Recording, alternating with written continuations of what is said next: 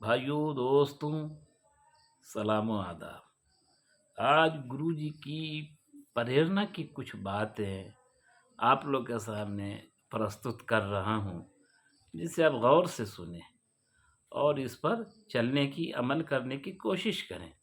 अगर ऐसा करेंगे तो हम लोग चलकर कामयाब होकर देखा है। आप चलेंगे तो आप भी कामयाब होकर देख लेंगे। गुरु जी कहते थे कि खाना बैठ कर खाओ, खरा खरा जानवर की तरह न खाओ, और पानी बैठ कर पियो, खरा खरा जानवर की तरह न पियो। वो बताते थे कि कभी जानवर को बैठ कर खाते हुए या पीते हुए देखे हो क्या? अरे ये विशेषता तो सिर्फ मनुष्य में है, इंसान में है, जो बैठ कर खाता है पीता है, लेकिन तुम मनुष्य होते हुए भी खरे खरे खा पी रहे हो। तो एक मर्तबा किसी कार्यालय में जाने का हमारा संयोग हो गया, इत्तेफाक हुआ। जब कार्यालय में पहुँचे तो वहाँ पता चला कि पदाधिकारी अपने रेसिडेंस पे है और वो एजुकेशन का ज़माना था और कुछ अनिवार्य विषय के लिए गए थे। जब पदाधिकारी के डेरा पर गए तो देखा कि वो ऑफिसर प्लेट में दाल भात लेकर पूरे रूम में घूम फिर रहा है और खा रहा है। हमको दे जब मैंने देखा तो मैं आश्चर्यचकित हुआ, उनसे कुछ कह नहीं सकता था। लेकिन लौट कर आया तो अपने उस्ताद से कहा, अपने गुरुजी से कहा, गुरुजी, वो एक ऑफिसर और उनको मैंने प्लेट में खाते हुए देखा कि वो हाथ में लिए हुए और पूरे रूम में टहल रहे हैं और खा रहे हैं।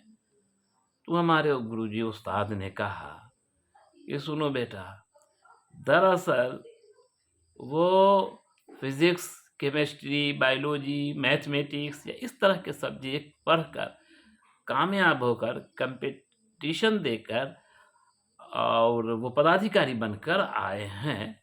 और ये विषय तो हुनर है, ये विषय शिक्षा नहीं है, ये विषय हुनर है।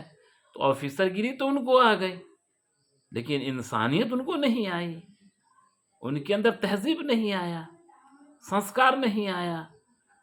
वो अगर धार्मिक पुस्तकों को भी पढ़ते अगर और उस पर चलते, उस पर अमल करते, तो कभी वो बैठकर ही खाते, खड़े खड़े नहीं खाते। इसलिए वो बताते थे कि हमारे बच्चों को पहले धार्मिक शिक्षा दी जाए ताकि वो एक अदद इंसान बन जाए। जब वो एक अदद इंसान बन जाएगा फिर उसको किसी मैदान में भेज दो, वहाँ वो इंसान ही रहेगा। लेकिन पैदा होते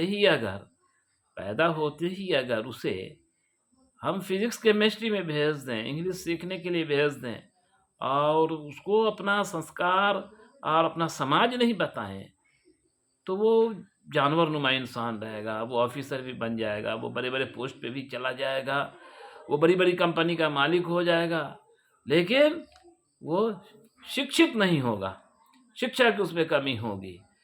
फिर और वो वाणी हमें बताते थे कि कपड़ा जब भी पहनो तो बैठ कर पहनो। बताते थे कि कपड़ा जब भी पहनो तो बैठ कर पहनो और दाएं तरफ से पहनो, राइट साइड। और कपड़ा जब भी उतारो तो बैठ कर उतारो, मगर लेफ्ट साइड यानी बाएं साइड से। वो ये भी कहते थे कि जब दिन का खाना खा लो तो कुछ देर आराम कर लो।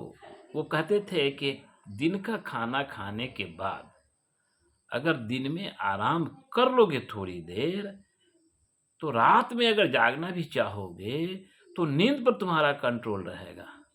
कहते थे कि रात का खाना खाने के बाद चंद कदम चल लो, 5 मिनट, 10 मिनट, आधा घंटा, 1 घंटा चलो फिरो। अगर नहीं हो सके तो 40 कदम ही चलो।